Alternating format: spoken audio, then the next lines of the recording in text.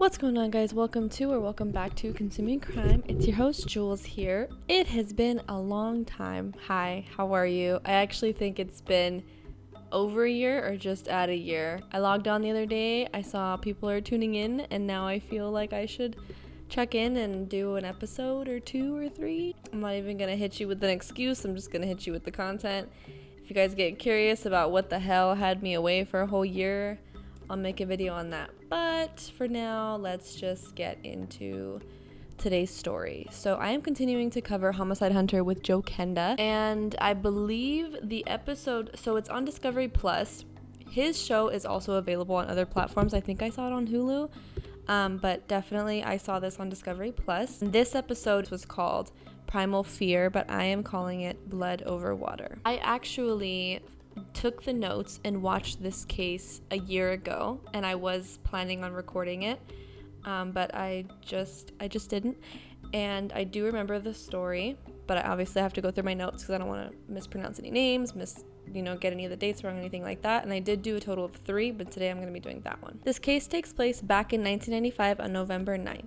At Sierra High School in South Colorado Springs, classes are ending and the students are preparing to hang out and grab some snacks. Amy Hodges, who is a manager at a convenience store less than a block away from the school, prepares for the afternoon rush of high schoolers, and this was usually between the hours of 2 and 7 p.m. after school. Being interviewed now in the documentary, she accounts that it was just a regular day at the store and everything was okay until a car sped into the parking lot and 2 male teenagers ran out of the car, and one of them, or both of them, were covered in blood, and they go in the store, run inside, and say something really bad just happened. While calling the police, Amy, the store clerk, hears gunshots. She waits a little bit and eventually peeks her head up to see another car in the parking lot slowly driving away. Both of the boys that ran in, the ones that had blood on them, didn't have any visible wounds on them, so it was clear that there was probably someone they were taking care of outside that had been wounded. The 2 boys run back outside and Amy gets up to see where they went. They go into the back seat of their car and drag out another boy around their age, high school age. His body was completely limp and he was drenched in blood. They place him on the hood of the car as if attempting to wake him up, but unfortunately he was gone. As Amy gets closer, she realizes that she recognizes this kid. He was a 14-year-old and his name was J.L. Jackson, short for James Leonard. A lot of the names were changed in the documentary for privacy purposes, but this was the name that the documentary gave out. According to her, he was one of the good kids and he was also a regular at the store. He never gave her any issues, no anger, no violence, none of that. She was thinking, why would anyone want to kill someone so young? And it seemed to be for no apparent reason. Kids do act differently in front of their peers than in front of adults. You know, if a kid is involved with drug activity or they're violent, you can usually tell as an adult, and this clearly was not that. After a few moments, a young woman runs up to the victim, screaming and in disbelief. It was JL's sister, Julie. Julie Allen is being interviewed now. She accounts that it was a terrible moment, it was brutal, and there were parts of his brain outside of his skull. I don't know if I should do trigger warnings for a podcast because you guys know it's true crime and it involves stuff like that. Let me know if you would like to, but from here going forward, I will only be doing trigger warnings for things like sexual assault, but let me know if you want me to do anything else. Sexual assault and anything involving children, I will give you a warning for. But because of seeing this on his body, this is how she knew that he wasn't coming back. Ambulances arrive on the scene and take Joe to the nearest hospital, but it was no use. He was pronounced dead shortly after arriving at the hospital. A frantic dispatcher calls Lieutenant Joe Kenda onto the scene, and he is told there has been a fatal shooting across town. Lieutenant Kenda brings along Detective Derek Graham. Graham had been a patrol officer of the area they were being dispatched for about 9 years, so he knew the area very well, and I'm sure he knew the kids too. The first thing they notice is the back window was blown out, so this was most likely the result of gunfire. There was a lot of blood in the back seat, about a half an inch deep of blood they described, and on the hood of the car as well, where his body had been. The victim suffered at least 1 gunshot wound to the head. Kenda and his team are being briefed on the events leading to the scene. Upon learning the age of the victim, Kenda thinks to himself, "Oh man, I hate these. I don't know why I notated that, besides maybe the fact that it's these. Like, there's more than one. And, like, we know there's more than one, but Lieutenant Joe Kenda only works a certain area, so it's really sad that he's constantly dealing with teenagers being killed. According to him, it is difficult to find a motive when a victim is unlikely to have a nefarious past. So that was the other thing. When they're young, they're less likely to have enemies because they don't have as much life experience. So it's like, who could hate a 14-year-old kid? At 14 years old, how much of a trail could he have left? And is it enough for someone to want him dead? When speaking to Amy and Julie, Kenda figured out pretty quickly that JL was a well-liked and well-behaved kid. Julie says that he was an awesome brother. He would antagonize her a little bit, just as little brothers do, but she only loved him more for it. Being interviewed now is his father, Joseph Jackson. JL was born with multiple sclerosis, and for those of you that don't know, I did note it here, MS is a potentially disabling disease of the brain and spinal cord. Other than a slight limp, this autoimmune disease did not slow him down, nor did it make him any less positive. Good for you. He told his dad, "One day I want to be just like you." Back at the scene, Kenda is still looking around with his team. Another car pulls up and a Hispanic man steps out. Julie yells, "That man shot my brother. That's the same car." She's very emotional, very upset, and she is adamant that is the man that shot my brother. Being interviewed now, she only accounts saying that he had something to do with it. So she doesn't remember saying that that was him now in the interview. Immediately, this man is swarmed by people. They're angry. They want to know why, how, who, and most of all, they just want to beat his ass. I don't blame them. Surrounding detectives needed to take control of the situation. They start pinning people down in order to get everyone under control. Soon enough, Kenda and his team are able to get the situation more organized. The name of the man identified as the shooter is George Rodriguez. I kind of figured that this wasn't the guy that did the killing because, one, it's a documentary. They're not going to release the mystery this soon. That's just not how they do it. And two, I don't think he would shoot somebody and then show up to the scene with all those cops there, unless it was an accident. But clearly, it doesn't look like it was an accident. George tells Kenda he just got off work and wanted to head into the store real quick for a snack. He knows nothing about what is happening, so I don't know why Julie thinks that or thought that. Kenda's team checks this guy out, where he works, what time he got off, those sorts of things, and this was definitely a case of mistaken identity. Now it's time for Kenda to circle back and speak to Julie. Girl, I know you're upset, but why? He is a little bit upset at the situation that just happened, but now Julie is saying, well, she was pretty sure that was the guy. So from sure to pretty sure. And yeah, he's a little frustrated, but he's a detective, so he's got to move on and go somewhere else to see who might have done this. She does offer some other information, though. One of the guys involved in confronting George, 16-year-old Moses Cooley, was the driver of the car that JL was in. So remember, this is Moses Cooley. He is obviously friends with JL, the victim. I'm sure he'll have more to offer since he was driving the car. Julie tells Kenda that the two boys had gotten into a fight that day, not with each other, but with another group of kids. It was during lunch, and the boys were told that there was going to be trouble. Allegedly, the other kids told them that we're going to shoot you after school. And this is definitely not taken lightly in this situation. The problem with this, according to Kenda, is most kids have a code of silence. Don't tell adults what is going on. To find out what happened is going to be a very long road. Detectives needed to talk to Moses, and Moses is not super helpful. He says he doesn't remember who he fought with that day, which is bullshit. Come on. Like, not remembering the shooter, I can see that because you're driving, you're frantic, you're currently being traumatized, your friend just got shot in the back, like, totally get that. But you don't remember who you got into a fight with at lunch? Okay, boo. Which is beyond me, because this is your friend. If you know that they could have something to do with your friend being shot, open your mouth. Let me not even get started. He does tell officers that after school, him, JL, and some other friends got in the car together to drive around. A car pulled up behind them. The man driving was wearing a baseball cap, and the man pulled out a gun and started shooting. The boys freak out and duck for cover, all but one, JL. According to Moses, JL just slumped over, so most likely before he even heard the shots, he had been hit. Just as the tires start giving out from being shot at, Moses pulls into the parking lot of a 7-Eleven, which is the convenience store that we referred to in the beginning. He gets out of the car and runs behind a nearby dumpster until he sees the coast is clear, and then the car drives away. The officer asks, "Did you see the shooter and what did he look like?" And Moses says, "No." "What about the car?" "A little car, light colored." The only thing he offered was the gun. He said that the gun was huge. When asking the other kids, officers don't get much more information. They suspect there's a lot of fear of retaliation. Maybe the kids do know something, but they're scared. Officers needed to go back to the physical evidence at the scene.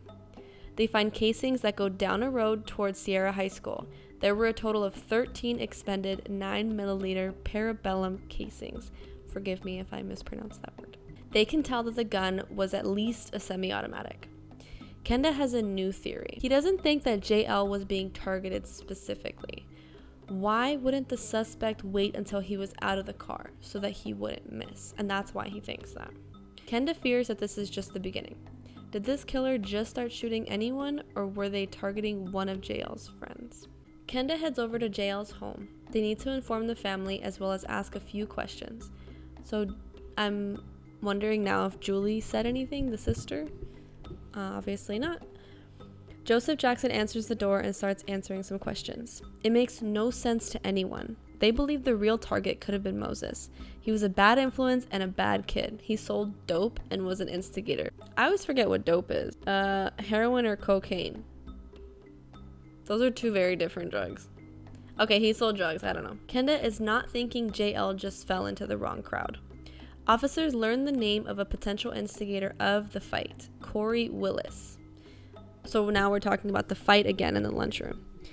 Corey Willis is a 17-year-old kid. So they head over to Corey's house and he is there with his father. So he's a potential instigator. So we're not sure yet if he was involved. Right off the bat, Corey is not cooperating. He has an attitude, he's lying, and he just seems bothered by the whole situation. Come on, dude. Like, one of your fellow classmates was murdered. Have a little something. Jeez. Kenda is starting to get frustrated with Corey's attitude, and he says he wanted to slap him. Damn. Until Corey's dad steps in. His dad gets in his face. "Look, all you do is lie. This time you better not, or else you'll end up in jail. You tell these cops what they want to know."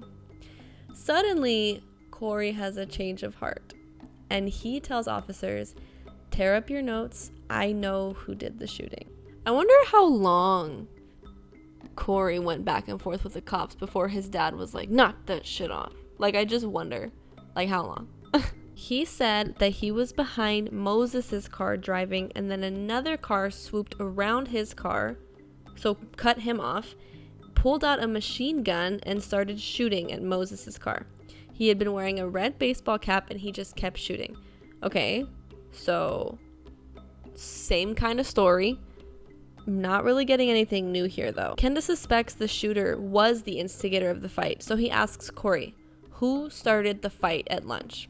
Let's finally figure this out, because this has to be the shooter. Corey says it's a Samoan guy named Matthew Tulatafuga. This group of friends kept making threats to JL, Moses, and his friends, but Corey says that it wasn't Matthew that was driving. It was Matthew's brother, Gene. He said, "It's his car. I know his car." Gene is 21 years old, but he doesn't go to school with us. So now it's starting to sound like there was a fight that Matthew started.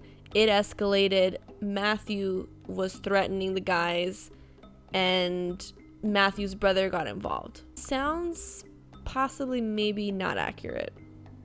We're kind of missing some things here. Corey explained further. Matthew is heavier set, especially for his age, and he gets bullied a lot for this by Moses. This particular day, Matt got tired of it and they started arguing. Moses threatened him and said, "You are dead after school."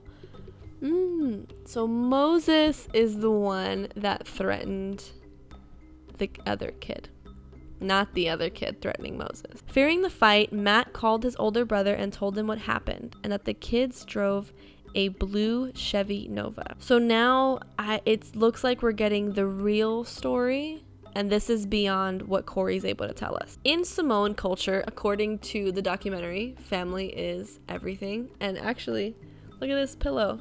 It says family is forever. It's also a Mexican thing. I know I don't look it, but I am, I promise.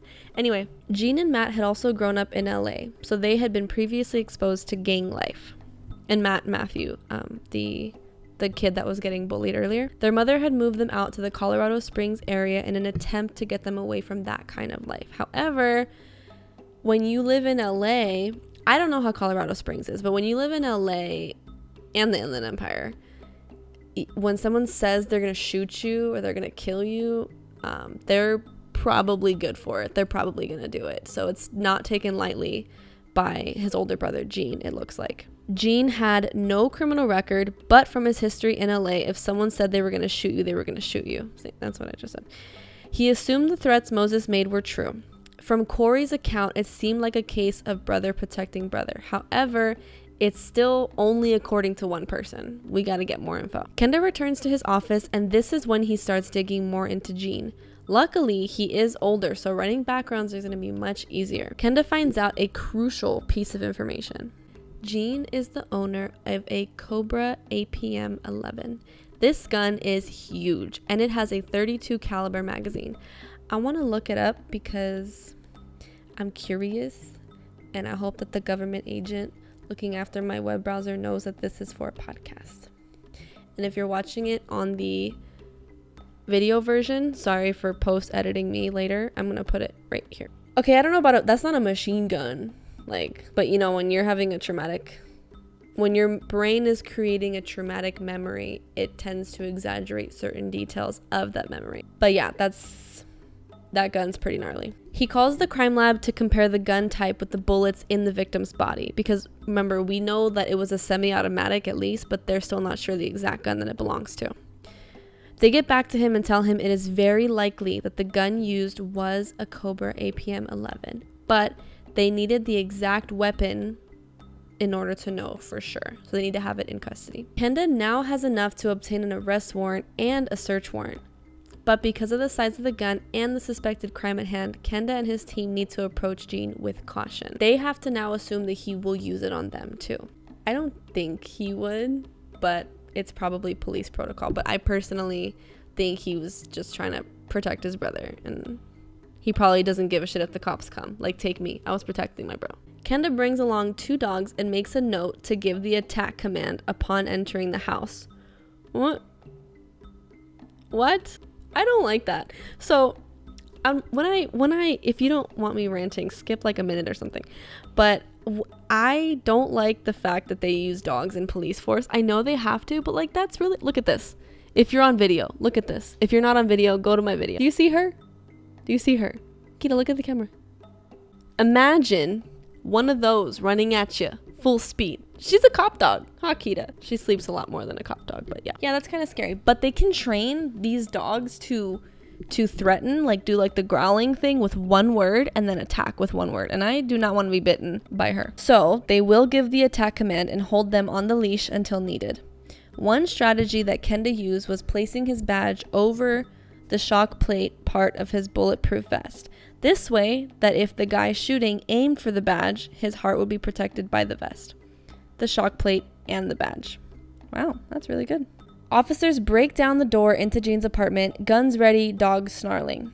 There are a handful of people in the apartment. Everyone gets on the ground immediately following commands. Lieutenant Kenda asks, which one of you is Eugene? Oh, Gene, short for Eugene. Yeah, that makes a lot of sense. Someone on the ground's head nodded toward where Gene was lying. They contain him along with everyone in the apartment. They start searching the place. They look everywhere for the murder weapon, but they cannot find it anywhere. Kenda is certain that it has not been thrown away. They start asking Gene and Matt questions. I guess it looks like Matt was there too. Gene wants a lawyer, and Matt won't even admit that he's Matt. So how do they know he's Matt? Interesting. Kita, I just wanted to show the camera how pretty you are. But I have to continue the story now, so please don't knock things over with your big ass. Thank you. They pull Zerma aside. Zerma is Gene's girlfriend. Maybe she'll talk. After applying a little bit of pressure, the usual, do you want to go down for accessory to murder spiel, she talks. The gun is not here. After the shooting, he came to me and said, "We need to hide this gun." I told him we can leave it at my uncle's house for now where I'm staying. It's not too far from here. Damn. She said, maybe he cheated on her. And she was like, oh, let me get revenge or something. She was mad. Whatever you did, Jean, you pissed her off. She leads detectives to the home, heads into a room with a plastic crate full of clothes, goes into one of the crates, and underneath the clothes was the gun. They would not have found it if she didn't open her mouth. I want to know what they said to her. Maybe they just started dating like a month ago or something. Who knows? Kenda sends the gun over to ballistics, and they get back to him confirming this is the murder weapon. When interrogating Jean, asking him the whys and the hows, he stonewalls them. He's totally quiet except for the I don't knows. That is until his mother, Gwendolyn, shows up, and things take a turn. She probably pulled what Corey's dad pulled. She asks officers, "Did you talk to my boy?" They say, "Yeah, he did," and he keeps asking for a lawyer. Aren't detectives supposed to abide by that? She asks to speak to him. Kenda allows it because he knows that in Samoan culture, the mother runs the household. It should be all cultures, but that's not my business. As long as I run my household, it is what it is. She goes into the room, slaps him across the face, and says, "Start talking. Tell them what you did." Girl. Period. Jean starts crying while she demands that he tells the truth. After this, Jean spills everything. He said, "I did it. I was protecting my brother. He told me these kids in a blue Chevy Nova were picking on him and they were going to kill him after school. His intentions were to shoot at the car and scare them, not to kill them, according to him." Which you would shoot at the floor. Like, if somebody sees you if they hear a gun, they're going to freak out. I don't really believe this shit. And neither does Kenda. Because the other thing is, why didn't he stop shooting when he saw blood? And why did he follow them into the parking lot to continue to shoot at Moses when he started running? This was absolutely not I was just shooting to scare them situation. No way. With the murder weapon and a confession, Jean pleads guilty to 1 count of second-degree murder and 1 count of attempted first-degree murder. He is sentenced to 45 years in prison. There's this website called findagrave.com. I go to it when I do these types of videos, and it looks like he was born August 23rd, 1981 in Colorado Springs, and he died on November 9th, 1995 at age 14. He was cremated and his ashes were given to a family or a friend. If you guys want to leave a flower for his digital grave, you can do that by going to the website and get to know a little bit about the victim. A lot of these podcasts about crime that I listen to as well, there's a lot of focus on the killer and understanding why they did what they did, understanding the psychology of the criminal, and there's enough of that. Listen, I'm a psychology major and I want to understand everything, but when it comes to people that kill, the violence, there's just not a need for it. Moses shouldn't have been threatening people at lunch. That's really, come on guys, with all the shootings happening in schools, it's not something to be taken lightly at all. And so rest in peace to James Leonard Jackson. And yeah, fuck the killer. Thank you guys for consuming crime with me today. I'm not gonna commit to new episodes because it's gonna overwhelm me, but I will do my best to release when I can. And in the meantime, enjoy some older episodes. Let me know anything you want to hear, and I'll go ahead and do it. Yeah, that is all.